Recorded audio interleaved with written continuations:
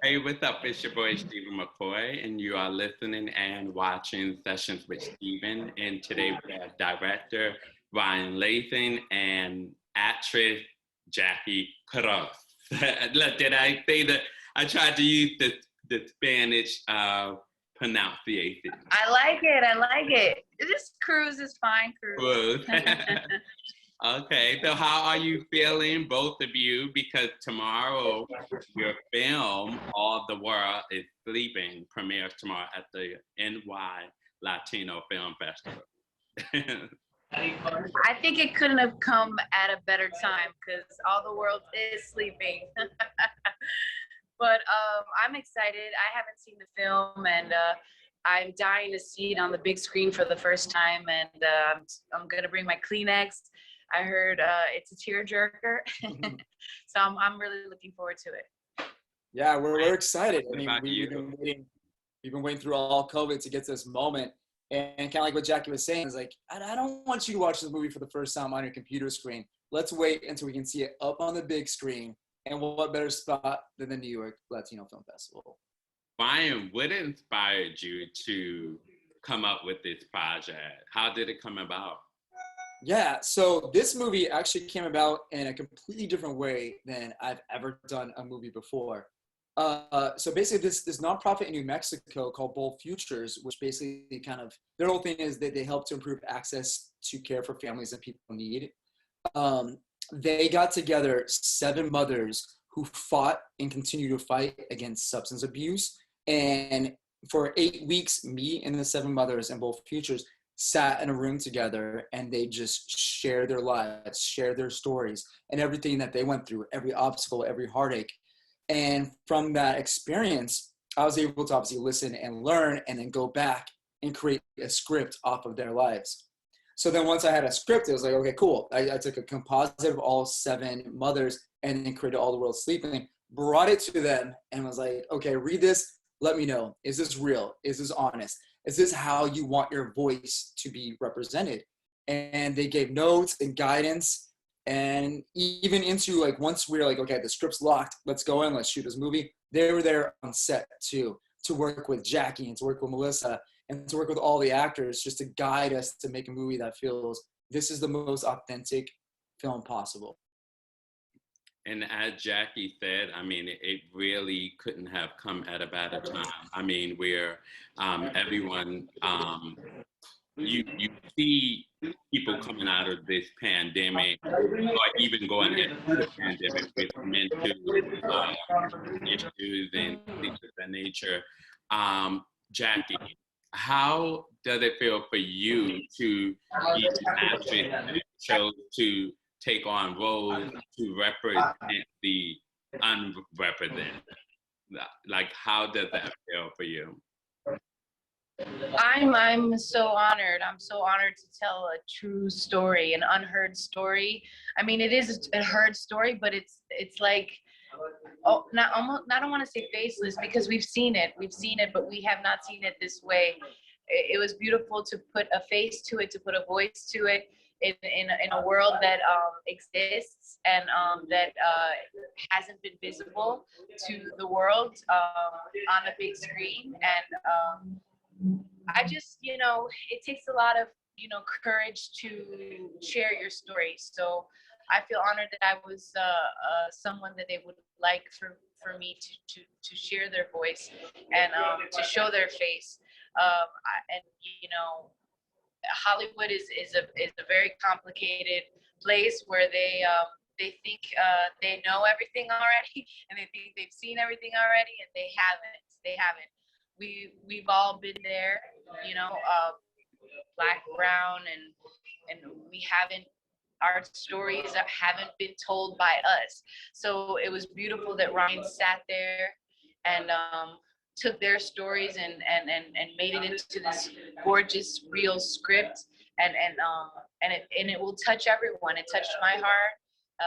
It made me I don't know, express all these emotions that I didn't even know I could express. And like Ryan said, it was very, very true, because those women were there while we were, making the scenes. So everything was so legitimate and real. And yeah, I'm honored. That's my answer.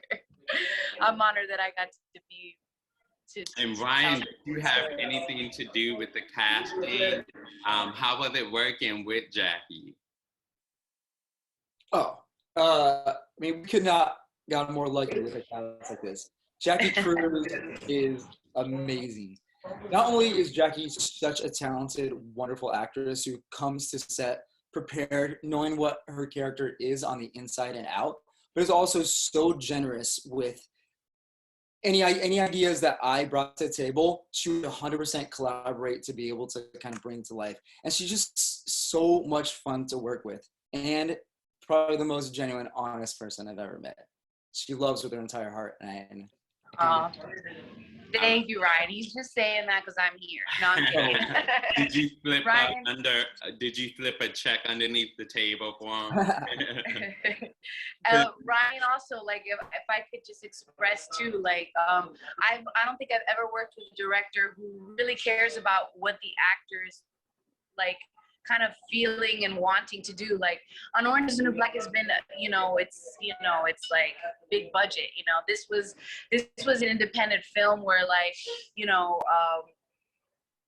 we don't have much time. We got to get the scene done. Mm-hmm. So for Ryan to actually just listen to me and say, "Oh, Ryan, can I try it like this?" And it was a very amazing collaboration between both of us. And I couldn't have done Toaster right without his guidance. And I was, he let me bring my own acting coach to set, Leland Thompson, who just did Respect. He's killing it right now. And I had to go in there so quickly with those emotions available. And Ryan was just awesome at letting me, bring my true self to the character and getting everything he could out of me in such little time. I have to say, Ryan, the film, it was extremely, I just love the cinematics of it, and the way that it was directed.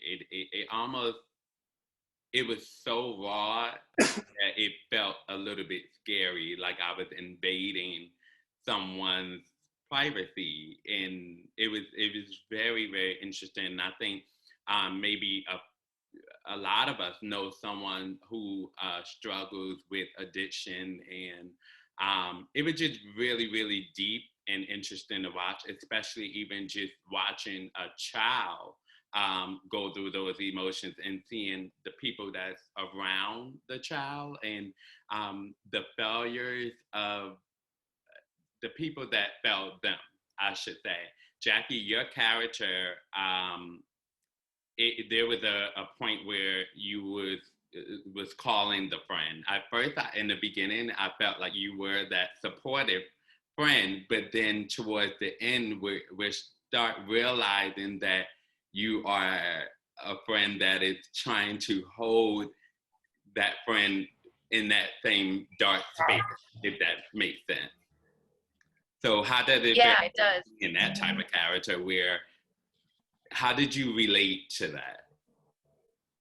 Well, I feel like at the age of 15, I moved out of my house. I was homeless. I had someone like Toaster in my life, someone who, you got to do fun things that you never did before, very young and reckless. And I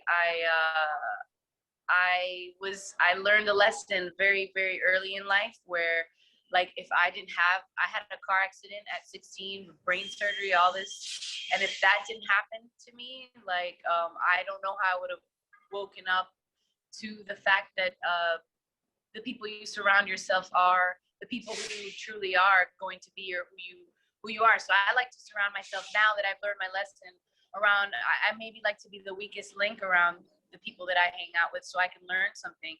But before, it was all about fitting in, wanting to be accepted, wanting to, so if you're hanging out with the people that are, doing drugs all the time and you want to feel accepted in that circle, that's what you have to do, you know. So I felt that Toaster was someone that I used to know, and someone that I that also has a lot of heart and maybe grew up in a, you know, alone in a way. Even though like she came from money, it doesn't matter, you know. This disease it can happen to anyone in the world. So yeah, it was really really scary to play her. I'm so happy that I got that opportunity because no one has seen me in this role. Okay, I've been a prisoner, I've been a hooker, I've been a crackhead, but I'm layered, okay? And I felt Toaster was mad layered, mad emotional, this roller coaster of emotion that that we haven't seen. And you wanted to love her, but then you were just like, Yeah. she's holding you in that dark cloud. And I've had people like that. Exactly. When I was watching, yes. I love her character so much. I want to be friends with her, but she's trying to keep me here. That's how I felt. Yes. Like personally, I just want like something like this in my life. Toxic people around you. It is so hard to get rid of them because you love them so much, but you gotta love yourself more. You have to. You have to love your baby more. You have to know that it's time to stand up when you hit rock bottom. And when Chama hit rock bottom, no matter how much Toaster wanted her not to leave, like I remember, I don't know if you kept this scene, Ryan, but I know I had one shot at the scene when she's like, "Who's gonna help us?" When she's walking away from me. Did you keep that scene where she's walking away from me? Yeah. We did that once. Yeah. I was like, "You're lucky I'm good, Ryan," because we have no time. Yeah. So like me yelling at her, you know, like, and she can't hear me anymore. You know, she just can't hear me anymore. And that was it was beautiful. And working with Melissa, I have to say, like, the moment I got there, she hugged me and she made me feel safe. And I knew that I could, you know, do what I had to do. And we helped each other out a lot because you need to have emotional backup when you're doing these scenes. And we just kept, you know, it was like a tennis, and we just kept throwing it back, and it felt really, really balanced. Yeah. Ryan, how long did it take you guys to film this whole project? 16 days we made this movie in. Whoa. Which is, pretty incredible. Definitely a tight schedule. Yeah, very tight. I mean, that's the thing with these like independent films is you have enough money to make the movie, but not enough money to be able to stretch it out. Mm-hmm. But you would think telling such a deep story like this, and as the whole film has so many parallels, it's like you would think maybe you guys at least filmed this maybe a year and a half or something, especially with the whole pandemic and things going on. Luckily, we filmed this right before the pandemic, so we were able to like get it done, and the pandemic happened. And when the world shut down, we're like, okay, cool. Now we can jump into post-production, and we were able to do like our editing, sound mixing, and everything remotely. So it wasn't the most, you know, convenient, but we were still able to like strive even within the pandemic. Absolutely.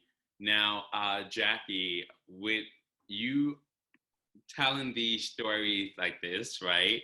You worked with so many amazing women. I'm sure your fans want me to ask, do you still keep in contact with your former co-stars of Orange is the New Black?